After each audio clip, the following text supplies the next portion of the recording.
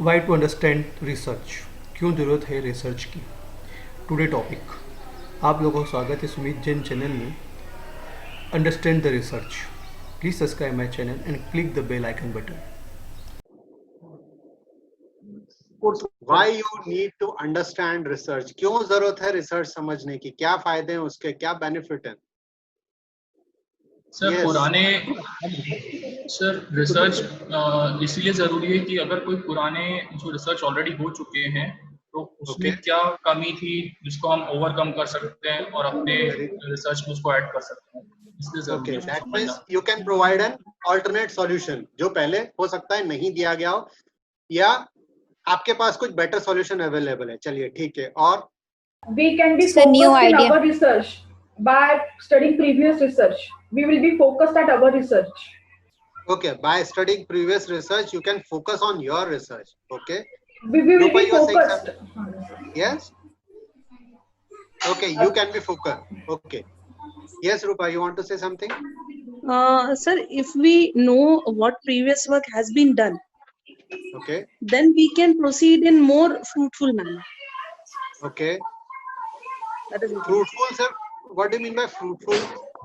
Fruitful means sir, जैसे हमने कोई particular area of research हम करना चाह रहे हैं, तो पहले उस पे क्या क्या वर्क क्या क्या हो चुके हैं, अगर ये हम पहले जान लेंगे तो फिर उनको हमें आगे किस तरह प्रोसीड करना है उसमें हेल्प मिलेगी। What is your background Rupa? Sir, I am from law. चलिए ठीक है। तो न्यू एक कॉन्सेप्ट बिल्ड करेंगे निकल करके आ रही है सब लोगों के साथ कि आपके पास कोई प्रीवियस मेथोडोलॉजी अवेलेबल है, आप उसको जब तक नहीं पढ़ेंगे तब तक आप आपकी रिसर्च को आगे डायरेक्शन नहीं दे सकते। Is it right? अब वो डायरेक्शन किसी भी फॉर्म में हो सकती है, वो हाइपोथेसिस फॉर्मुलेशन में हो सकती है, वो एक्सपेरिमेंटल डिजाइन में हो सकती है, वो सैंपल सिलेक्शन में हो सकती है, वो प्रोटोकॉल सिलेक्शन में हो सकती है, वो किसी भी फॉर्म में हो सकती है। तो जब तक आप रिसर्च को समझेंगे नहीं और समझने के लिए जब तक आप पढ़ेंगे नहीं, इसीलिए पहले मैंने डिस्कस करा था why you need to read a research. तो पहले आप पढ़ लीजिए, पहले आप उसको रिसर्च को रीड कैसे करना है वो क्लियर हो जाए। उसके बाद जब आपको क्लियर हो जाएगा कि हाँ ये चीज हमारे काम की है, आप समझ जाएंगे, तब आप आगे अपना एक्सपेरिमेंट डिजाइन कर सकते हैं। हो सकता है आपने पहले से डिजाइन कर रखा हो, लेकिन आप उसको और रिफाइन कर सकते हैं, आप उसको और अच्छे से मॉडिफाई कर सकते हैं। Is it clear? So why you need to understand, besides taking this, there are other aspects also. Let we'll take. Number one, it helps you to take decision.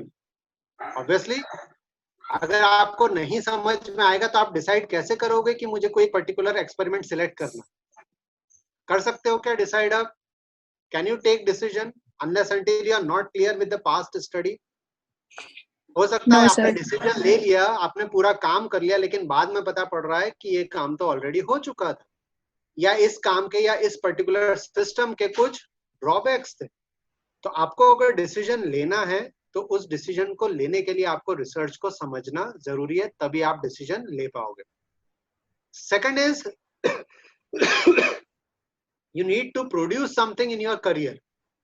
Career doesn't mean कि आपको सिर्फ आपके promotion के लिए, आपके growth के लिए। Career से यहाँ पर रिसर्च करियर से है।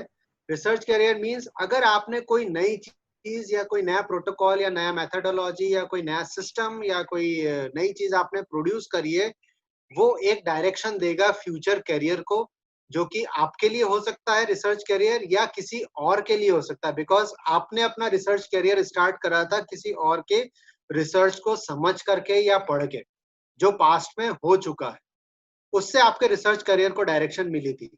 सो you will leave certain question to carry out for other researchers also, so that other researchers can begin their career in the research. Am I clear with this point? Yes sir.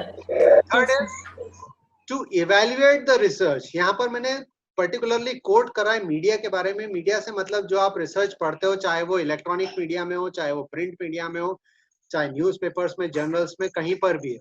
आपको take an example of recent day situation, that is the corona pandemics.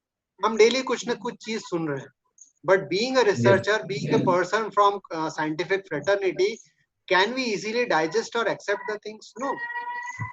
अगर हम science वाले हैं या अगर हम research वाले हैं, research is also a science. यहाँ पर लॉ वाले या कॉमर्स वाले या मैनेजमेंट वाले ये ना सोचे कि साइंस से मतलब हम फिजिक्स केमिस्ट्री बायो की बात कर रहे हैं। Science is nothing but a systematic study. पहले कोशिश करोगे इवेल्युएट करने की, जस्टिफाई करने की, या रादर आइडेंटिफाई करने की। अगर कोई कोरोना वैक्सीन की बात कर रहा है तो at least being a scientific person हम कम से कम उसको एक बार पढ़ें तो कि क्या ये फैक्ट है या नहीं है। तो रिसर्च समझने का एक जरूरी ये भी है कि आप उसको इवेल्युएट कर सको।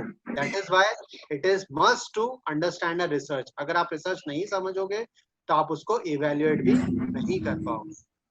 Then, being an academician, I hope most of us are in academics field. That will help you to develop your knowledge or understanding in your classes. आप वही पुराना जो 20 साल वाला कंसेप्ट है, 10 साल वाला कंसेप्ट है, अगर आप वही स्टूडेंट्स को पढ़ाते रहोगे तो इतना तो स्टूडेंट को भी मालूम है। They are much more aware, these students are much more aware than us. So to keep them upgrade or to keep yourself upgraded in the class, you need to understand a research, because उस चीज को आप पुरानी theory से link करके आप कुछ नए एग्जाम्पल साइट कर सकते हो, कुछ नई चीजें कैंडिडेट्स को आप बता सकते हो या अपने स्टूडेंट्स को आप बता सकते हो।